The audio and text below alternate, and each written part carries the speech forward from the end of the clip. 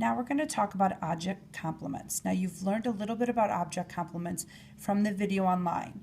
One thing I want you to realize is that we've already learned about subject complements, as we've talked about. You've got the subject of the sentence. If you have a linking verb, then you either have the predicate, nominative, predicate, adjective, but what we call this is the subject complement because it completes the subject, it renames, it describes the subject, okay? It refers back to the subject. The same type of idea is what we're going to talk about with the object complement.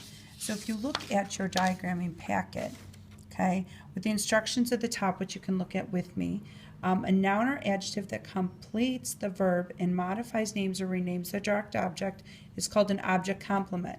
Now the things that I want you to realize here as we look about this is that it's also a noun or an adjective, okay? So as we look at, and it renames the subject, just like with when the subject complement was a noun or adjective that renames the subject, this is a noun or adjective that completes a verb and modifies or renames the direct object. So just like a subject can have a complement, a direct object can have a complement in the exact same way.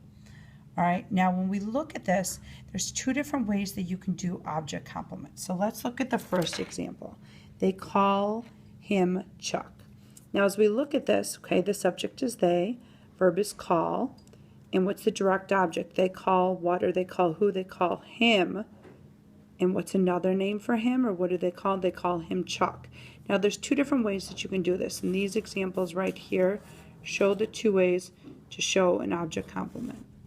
Okay, it's either a noun or an adjective that renames the direct object.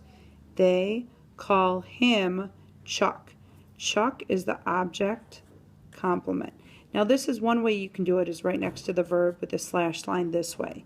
The other way they can do it is they call, you do the straight line, and here's the direct object, just like here's the direct object here, here's the direct object here, and then the object complement is here with the line.